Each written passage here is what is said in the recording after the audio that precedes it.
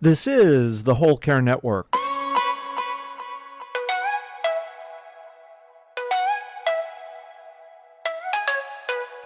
Helping you tell your story one podcast at a time. Content presented in the following podcast is for information purposes only. Views and opinions expressed in this podcast are solely those of the host and guest and may not represent the views and opinions of the Whole Care Network. Always consult with your physician for any medical advice, and always consult with your attorney for any legal advice. And thank you for listening to the Whole Care Network.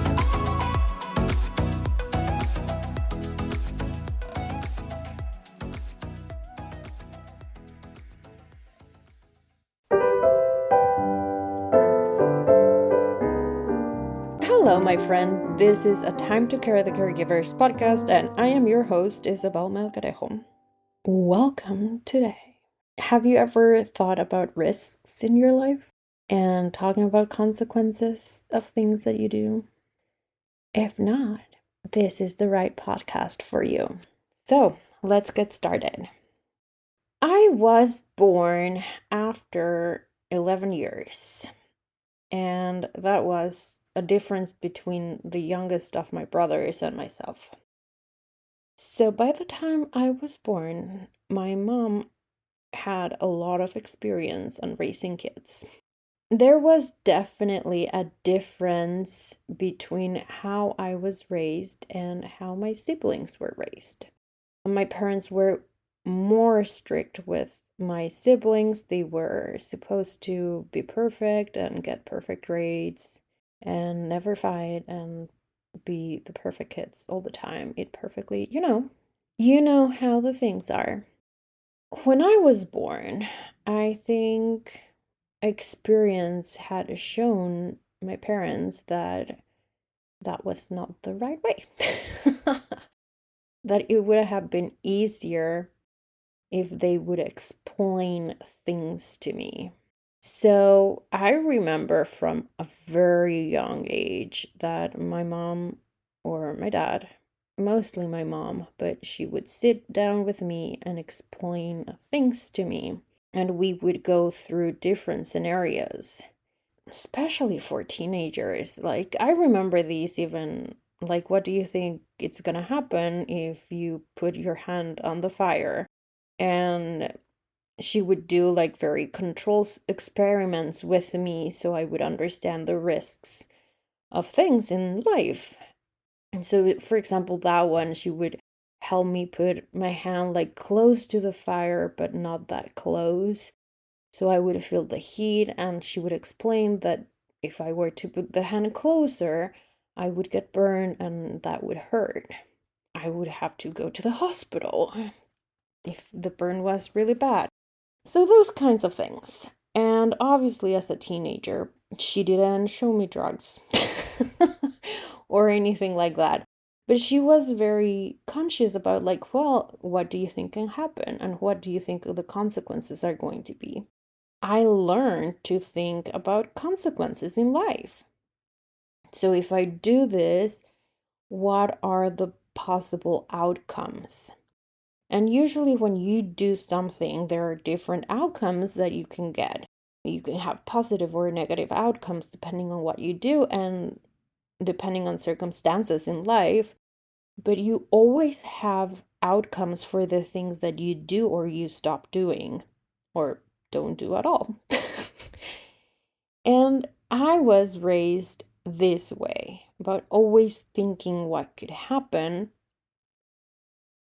And it is funny that nowadays I'm using that sort of methodology in the work that I do.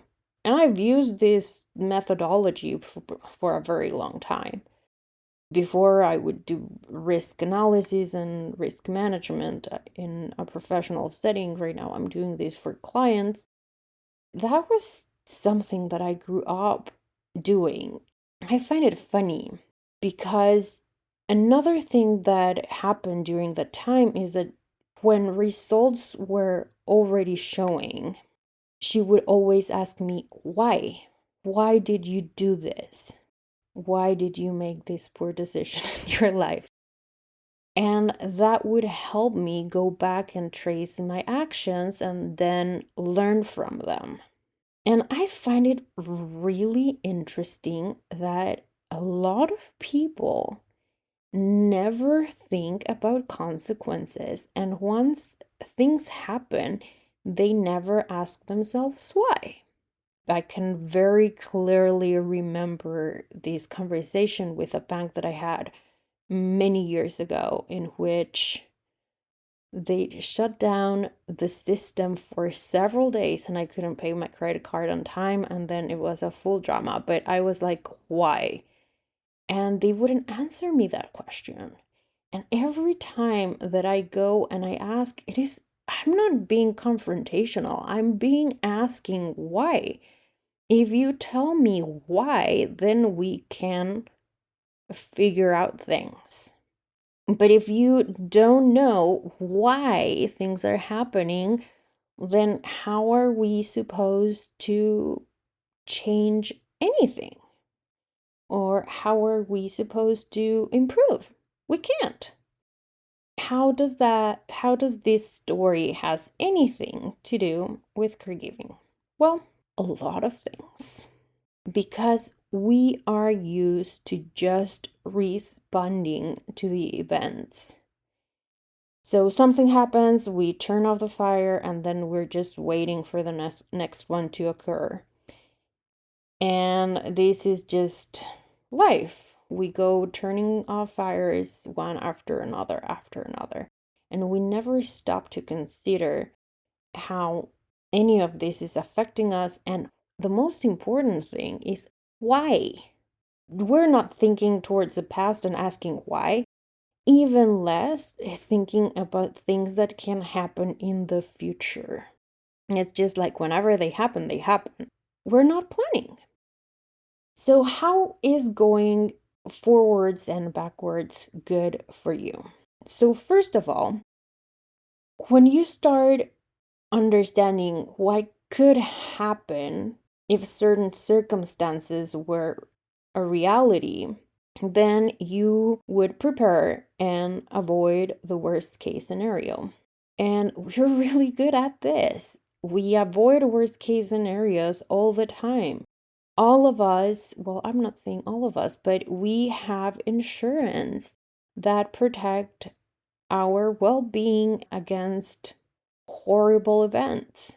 So if your house is insured, that means that if something like a tornado is coming over and blows away your house, well, you have an insurance that will pay for you to have a hotel several days until you figure somewhere else to live, and that sort of thing. So we have these plans, but we're not planning for the care of our loved ones. And this is when I ask you, why aren't you planning for the care of your loved ones?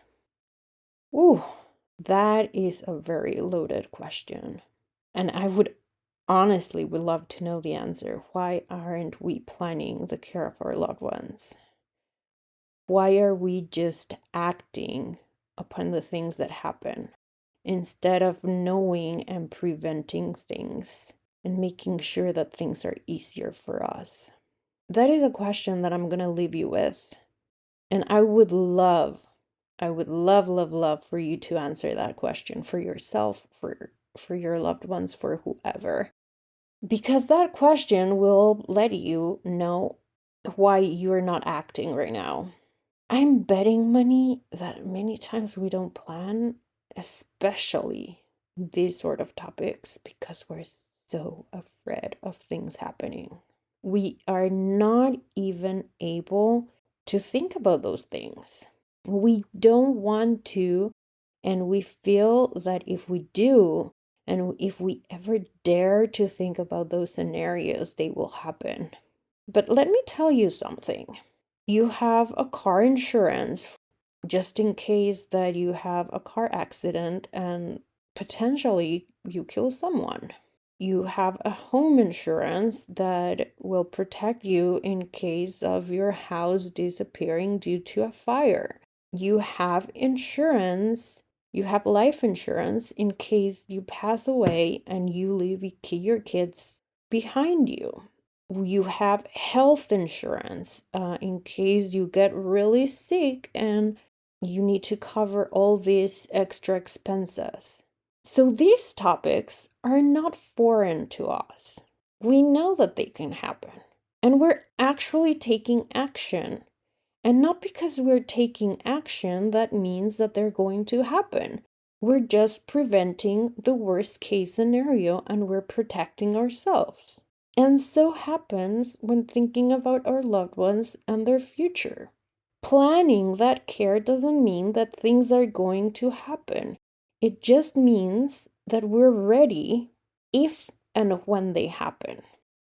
Are you ready to start planning the care of your loved ones or your loved one? Are you ready to have those difficult conversations?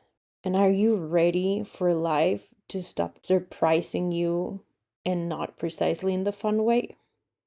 If you are ready, then I'm ready for you. And I would love to have a conversation with you.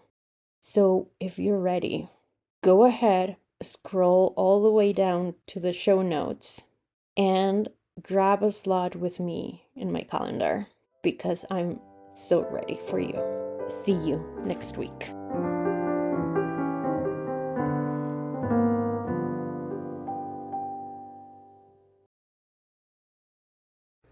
This is the Whole Care Network.